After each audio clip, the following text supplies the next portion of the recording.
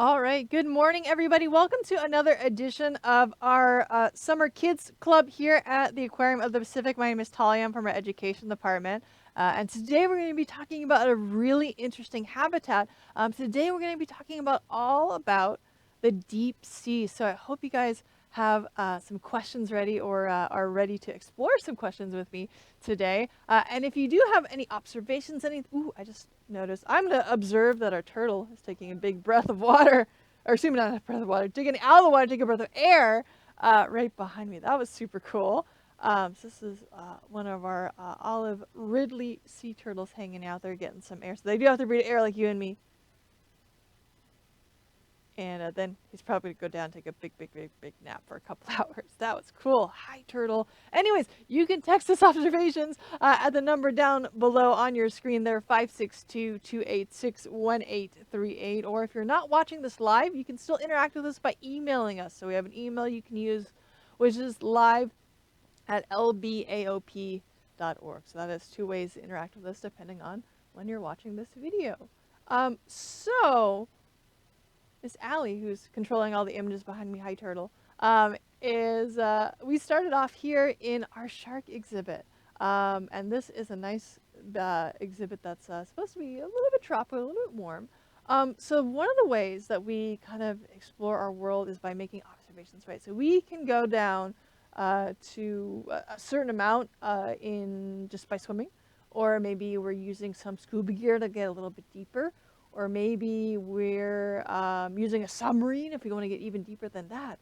But some scientists also get to explore the deep parts of the ocean. Now, what do you think about when you think about the deep sea? By the way, there's also corals really deep in the ocean too, which I think probably surprise some people, because we think about corals, we think about a really warm place, right? And you know, down the further down you get in the ocean, it gets really cold. So it was really neat to find these corals that were living in cold water. So what are some things that you think the animals that live in the deep sea might face? I know when I think about the deep sea, first off, I think about we're way down there, so it's pretty dark. There's no sunlight. Sunlight doesn't get all the way down to the bottom. And there's also a lot of pressure. So I don't know if you've been swimming, if you ever tried to dive down to the bottom of the pool and kind of stay there, your ears hurt sometimes. My ears feel a little bit different than they were when I was all the way up at the surface. So there's pressure to deal with the deeper you go in the ocean as well. So that's why we can only go a certain depth by ourselves versus using some gear. So this is one of the types of technology that we use to explore the deep sea. This is from NOAA, which is kind of like, if you think about NASA is an organization that explores space, NOAA kind of explores inner space instead of outer space. So they explore our atmosphere and our oceans, and they use some pretty cool gear to do that. So this is what's called an ROV. So this little box here, this is a robot. It's a robot that's about the size of a real car, and they have this long cord that attaches the robot to a research ship. So all the scientists are up top on a ship, and they'll send this robot way down in the ocean. And they will have a camera. Ooh, here's another one. This is from our Schmidt Ocean Institute. This is Sebastian. It's another ROV. So they will send a robot down there. There'll be cameras on this robot so they can see what the robot's seeing, even though they can't be there in person. They can still watch what's going on down below them. They can use arms like this to take samples and whatnot if they needed to. I think some of these, like this. So they can even do something as delicate as grabbing a piece of coral here. And then this yellow box, it's kind of like a dresser drawer chest. So he'll open up a drawer kind of in front of him and then grab the piece of coral and put it in and then shut the drawer. And then he can bring all these samples up to the scientists to study them. So one of the things about, and you might also notice that they have to bring lights down with them too, right? Because we said it's pretty dark down in the deep sea. So how would animals, if there's no light, how do they see? Sometimes they have special eyes to help them see better in the dark. So sometimes they'll have like really big eyes So they can make use of what little, ooh, like this bobtail squid, they'll have really, really big eyes to help them make use of the little light that might be down there, depending on how deep they go. But what if when it's dark, if you need to, get up and go get a glass of water, if you don't have a night light or maybe a light in your hallway, could you bring a flashlight? Yeah, so some animals can actually make their own light instead. It's called bioluminescence. So, ooh, like this jelly here, this is a flower hat jelly. Do you see all these little green tips? So the jelly can kind of make its own light. I'm wondering if this is one that actually biofluoresces instead of bioluminesces, but I'll cover that a little bit too. So basically what they're doing is they will make a chemical reaction, which allows them, it reacts with the oxygen to produce light. So they can make little parts of their body light up. Sometimes there's a flashlight fish that has these little pockets of bacteria that light up, and they'll literally use that like headlights on your car to see around. And then there's other animals that do what we call biofluoresce, which means you shine light on them and they give you a different light back. So this animal is bioluminescing here, I think, or no, biofluorescing? Fluorescing. I'm consulting with my team right now. So they're shining a light on this animal, and then it's giving you a different light back, which is pretty cool. And we were actually, we knew about some animals that did this, so we're like, okay, I know this animal can biofluoresce. I know some corals can biofluoresce, but they started to discover that as they brought some special lights on there, they used black lights. If you have like a glow-in-the-dark sticker, it's kind of the same idea a little bit. And they discovered that more and more animals biofluoresce than they realized. They realized sharks biofluoresced green.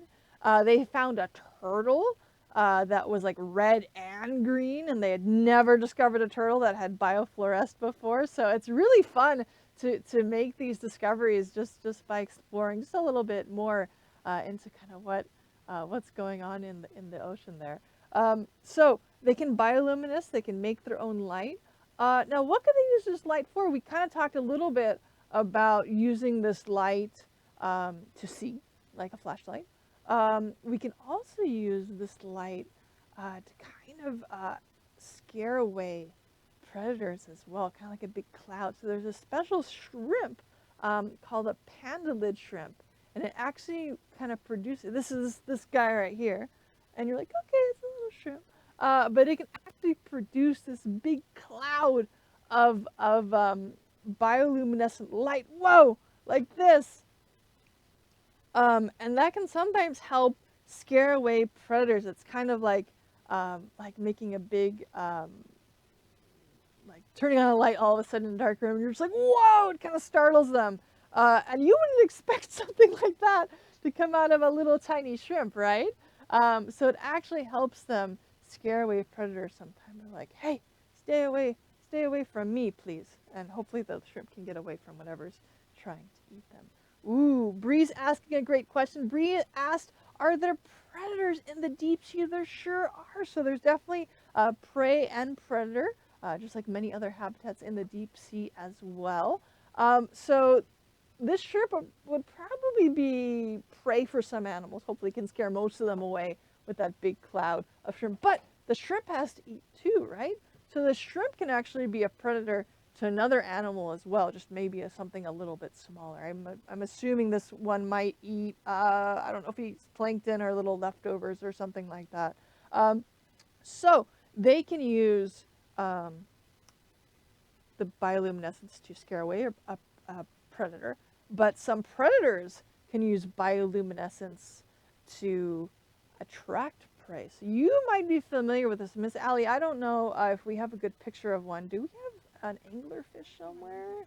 Okay, we're going to try to find one. So an anglerfish is a fish, you might be familiar from this from TVs or movies. By the way, this is what some of the deep sea looks like. It's super duper cool. It kind of looks like the moon, right? A lot of times I'm like, wait, did we go the wrong direction? Did we go way up instead of way down? So it's really interesting to see not just what it looks like, but that there is a lot of life there, right? When scientists first went down to the deep, deep depths, they're like, oh my gosh, I don't know what we're going to find. I don't know if we're going to find anything. But if you start looking closer, you can find some really, really interesting animals. So the anglerfish is a fish with a little lure on its head. And on that end of that little lure is, it looks like a little sticker, a little pole. They'll have um, a little light.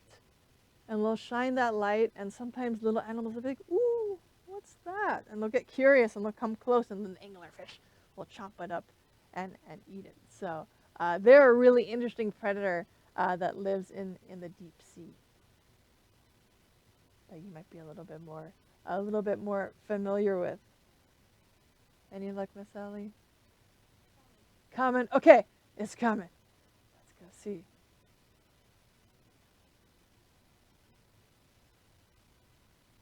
So another interesting thing about the deep sea is pressure, right, as well. So when you're standing at the sea level at like the beach, it's pretty okay. But the deeper you go, the more water kind of gets stacked up on top of you.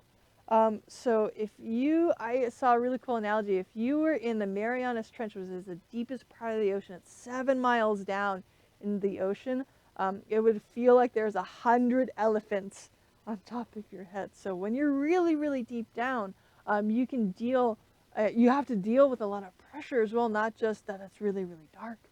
So a lot of animals get around this by being an invertebrate. Sometimes they just don't have any bones, so they're not being kind of smooshed by all that pressure. Some animals are also what we call gelatinous, which means that they're kind of made of a very squishy material. So think like jellies, things like that is another way that you can get around. Ooh, that's a fancy anglerfish. This is from Noah. Thanks, Noah. It's a what? A striped angler. I've never seen that before. That almost looks like a lionfish almost. That's cool. Okay, I'm excited. I hope you're excited. Okay, so here's the eye.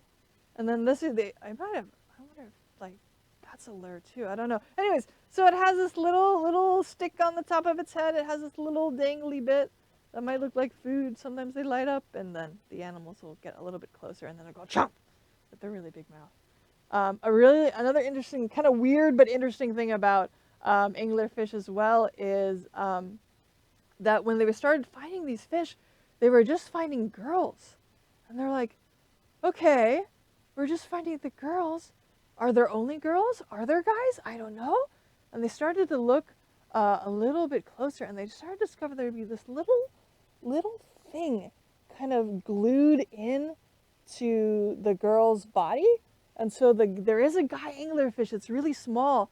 It actually kind of latches on to the girl, and then it fuses into its body, which is really weird, but it's kind of cool. So sometimes I've seen a specimen of an anglerfish, and there'll just be this little nugget on the side, and that's the guy anglerfish that attaches to the girl. Ooh, I have more questions coming in. Ooh, what is your favorite deep sea animal? Ooh, that is a good question. Anglerfish are pretty cool. I actually like siphonophores as well. I think they're really interesting. It kind of looks like if you took a bunch of jellies and strung them in a line, they almost look like a train. And so it's a colonial animal. They'll kind of go, they almost look kind of snake-like. They'll go around the ocean, kind of swim around. But it's not just one animal. It's a lot of animals all kind of attached together.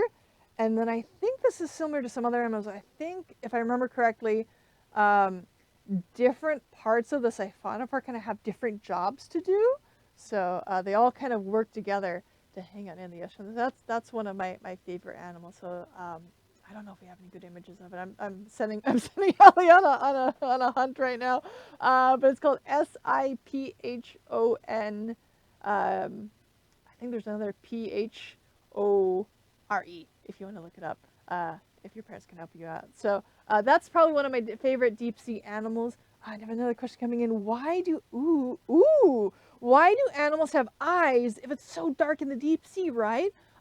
So there's still some things to notice, even if you're not necessarily looking for sunlight, right? So they can see the bioluminescence. And then there's some parts of the deep ocean that has some light. So the what they call the twilight zone. So not the very, very bottom, but one of the levels that's kind of right below that. It's kind of not quite all the way dark, but not quite light either. There's like a teeny, teeny bit of light. So sometimes they want some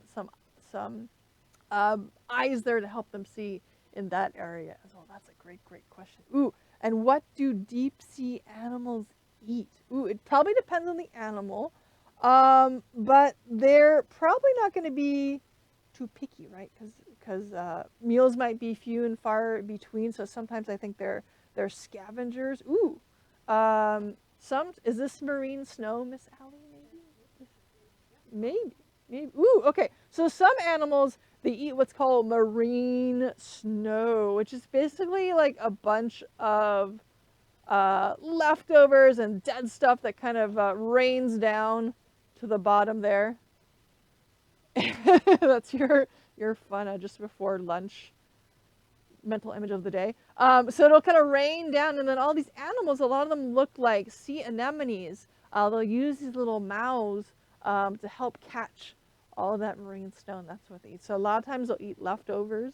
And actually, that might lead into one of the other habitats I wanted to talk about is also has to do with what animals eat. Sometimes when animals do pass away, their body kind of becomes its own little interesting habitat as well. So sometimes when whales pass away, if they don't wash up on the beach, their body actually sinks all the way down and becomes this really interesting habitat for animals to eat and to live on as well. So this is a whale fall. It looks like it was found in Monterey Bay. We're going to watch this for a little bit just so you can see. These are some text from a scientist that discovered it. So this is the skeleton. They already kind of ate all the meat of the whale. So sometimes you'll have sharks and other big animals come by to eat the meat. But then you'll get animals that just start to live on the bones as well. So it looks like you have a lot of octopus. I think there's some eels or some other, yeah, there's some eels and other fish hanging out as well. And again, these are examples of those invertebrates, those animals without any bones. Are a little bit squishier, so they can deal with the pressure. I'm not quite sure how far down this whale is. Now, do you notice here?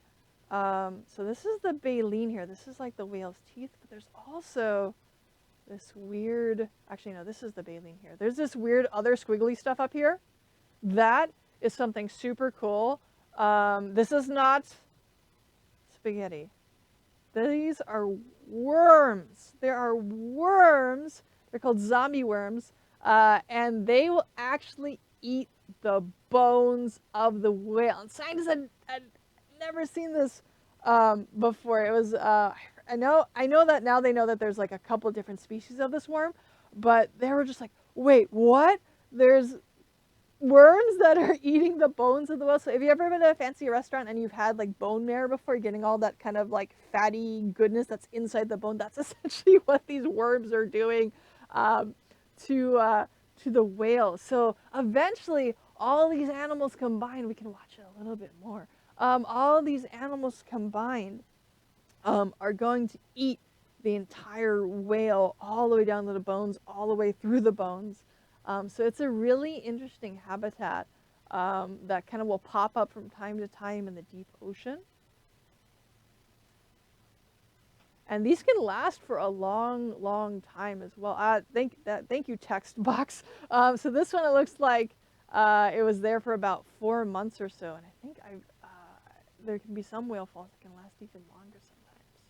So it looks like they're also looking at the baleen to try to figure out what type of whale it is too.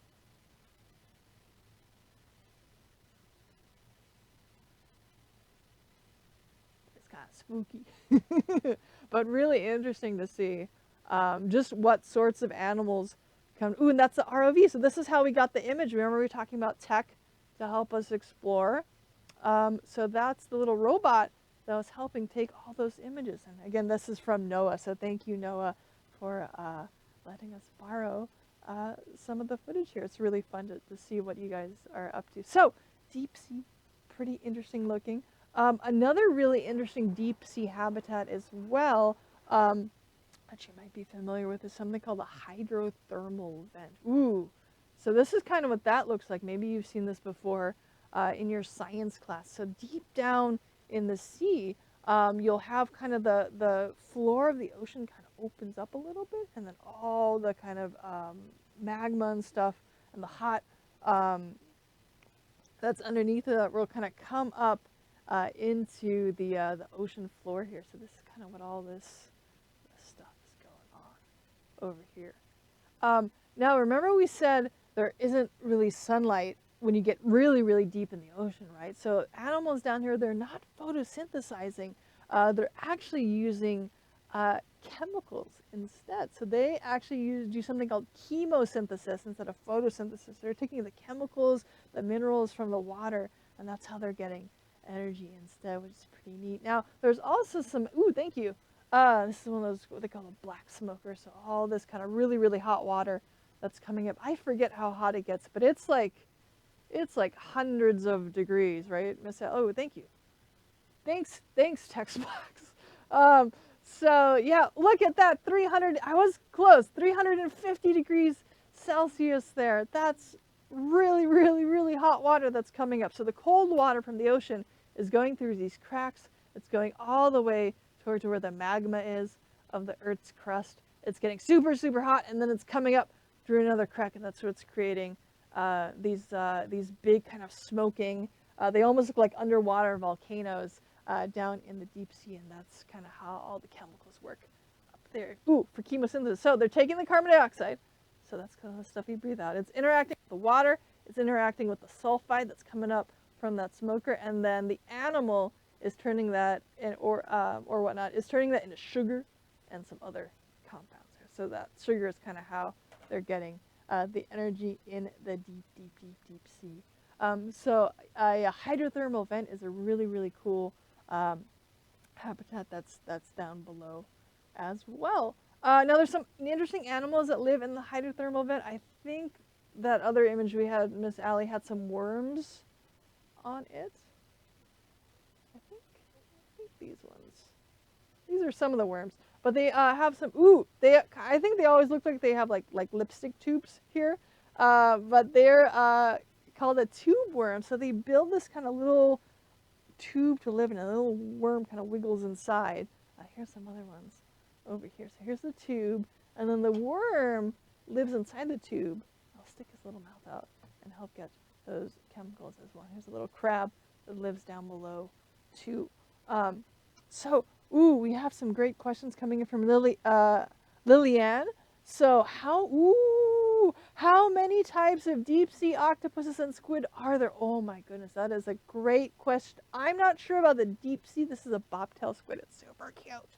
I'm not sure about the deep sea, but there are about 800 types of octopus and squid throughout the ocean, and some of those would be ones that live in the deep sea. I know there's a super cool deep sea octopus called a Dumbo octopus. I don't know if we have a good. Alex is like, just Talia, what are you doing?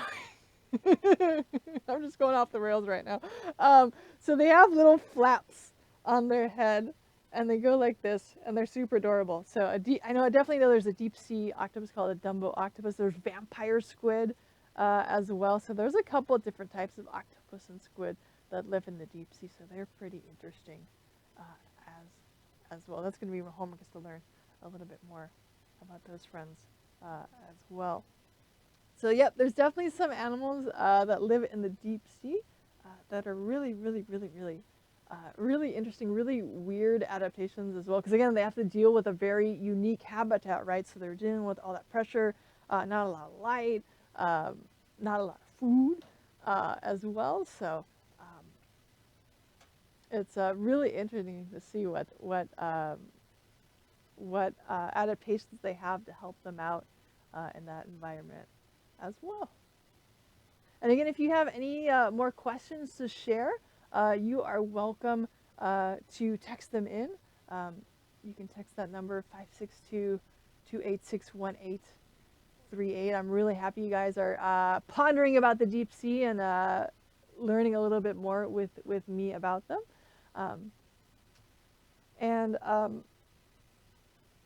Yeah, so the scientists can use those ROVs to help explore the deep sea as well. I think one of the other interesting things about exploring the deep sea is so you can send robots down to take a closer look to get some samples and whatnot. Sometimes they figure out where those seeps are, where those parts where the little bubbles or little are coming up by using just their ship, right? So they have all the scientists are up on the really big ship, and sometimes they'll have a special piece of equipment on the ship that uses sonar. So sonar kind of uses sound to figure out what's around them. If you've heard of echolocation, it's really similar to that. So they will kind of drive their ship back and forth and back and forth. This is kind of one. This is the Nautilus. This is Bob Ballard's ship. He's the guy who discovered the Titanic. So he has a really cool exploration ship as well that goes all over the world exploring, sending ROVs to explore all sorts of different things, not just shipwrecks, but those seeps and whatnot as well. So they can use their ship and they'll drive it back and forth and back and forth and back and forth. This is kind of what the control room looks like on their ship, and they can notice using that sonar. Sometimes they'll see, oh, it looks like little dots in my reading of kind of what's going on below me. So sometimes they can find where the bubbles are just by looking, just by using sound to say like, I'm here and I'm hitting something down here, so it's about this far away. Just by doing that, sometimes it's so precise they can find the little bubbles that pop up and they're like, I wonder if there's something that we should explore a little bit further down there. So sometimes they'll mark that on the map they're making, like, ooh, let's go back there. That'll be pretty interesting to see. Or sometimes they can see even larger things, like they'll find the outlines of shipwrecks that way too sometimes. So you can see in this little part of the monitor here, it kind of looks like a rainbow. So that's them using the sonar to figure out what's below them. So normally hotter colors is a higher point that they're reaching, and cooler colors, this blue and this purple, is a little bit lower. So it looks like maybe they came across something like an incline that went up like that, which is pretty cool. And that's the robot there as well. Very, very neat. So it's really neat. It's a really, really unique and interesting habitat to explore. Ooh, this is one of those shipwrecks, I think. Looks like maybe the bow of a ship, the front of a ship here. So those are super interesting. Now you can have opportunity also to explore the deep sea as well, because a lot of these organizations, NOAA's Oceanus ship, Bob Ballard's ship, the Nautilus, a lot of times they do live streaming of their explorations as well. So I encourage you guys to look them up and see what they're up to throughout the year. It's really neat to basically, you're doing exactly what the scientists are doing, because they can't be there in person, right? So they're watching what the robots are watching, and they can learn more about the ocean through that. So you can kind of follow along with them and see what the robots are up to and see what they're discovering, and you can hear the scientists talking to each other. And it's really fun to explore with them. They'll get really excited when they see something that stumps them, or they're like, gosh, I've never seen that before, and they'll all be, what is it? I'm not sure. I'm gonna go call a friend. So it's really fun to explore with them. And sometimes if you're really lucky, because you're hearing things what the scientists are saying, every once in a while they'll be able to answer your questions too. So sometimes they'll have a little box to type in questions. So I think it's a really fun way to explore a really unique habitat here. That's way down in the ocean. It's really fun to explore inner space, I think, with these couple of scientist groups as well. Now, I wanted to thank you guys so much for joining me and learning a little bit more about the deep sea and this really unique habitat as well. Now, the fun doesn't stop when the class stops. We do have a take-home activity for you as well, my Ocean Ranger friends. So back on our website, I think just above our video link here, we have a take-home activity for you to learn a little bit more about bioluminescence, so those animals that are using light to explore the world around them a little bit better. So we encourage you guys to make some more observations about bioluminescence. And I think it has some pretty cool links about some other animals to explore there as well. And we also are going to be coming back next week with another week of our summer, our kids' summer club. So we hope to see you next week. I think on Monday you're going to be learning about one of my favorite invertebrates. You're going to be learning about octopuses as well, which is pretty fun. So thank you guys for joining us and learning about the deep sea. We have more programming today, and then we hope to see you next week as well. Thanks, my friends. Bye.